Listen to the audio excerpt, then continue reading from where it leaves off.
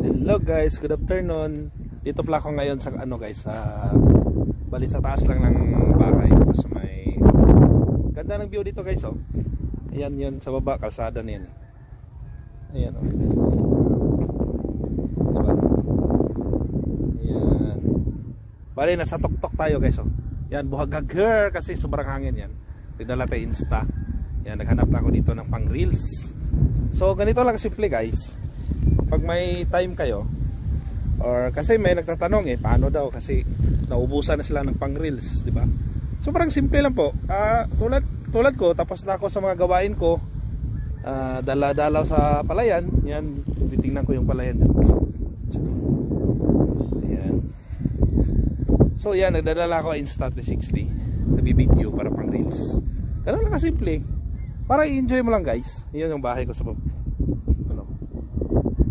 Yan, dito kayo sa Buhagag here.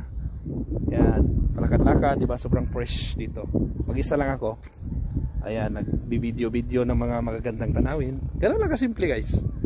So, hope na kakuha kayo ng tip kung paano maghanap ng pang reels.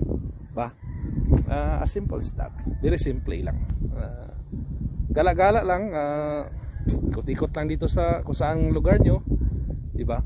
Makita kayo ng may mga magandang tanawin or mga beautiful view, ayan, i-video nyo, diba? Pwede na pang reels yan guys. So ganda ka simple. Ayan, gulo ng buko. Ganda dito. Ayan. Diba? Sobrang ganda. Yan, sobrang hangin dito. Yeah! Para sa taas tayo. Ayan, ganda. Woo! Ganda dito guys, promise. So, hope na nasagot ko yung nagtatanong sa akin kanina. Tip daw kasi wala na daw talaga siyang ma-upload na pang reels. Ito lang, ganito ka simple. Ikot-ikot lang sa lugar na gusto nyo, tapos bibidyo nyo. Yan, 90 seconds na naman yan. 60 seconds to 90 seconds, okay na yan. So, thank you po, boss. Please like and share po para makuha ng tip. Bye-bye. Love you all.